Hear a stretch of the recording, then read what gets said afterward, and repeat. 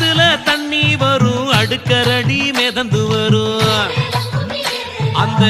அடுக்கரடி பூவெடுத்து அம்மனுக்கு ஜோடிப்போமே அந்த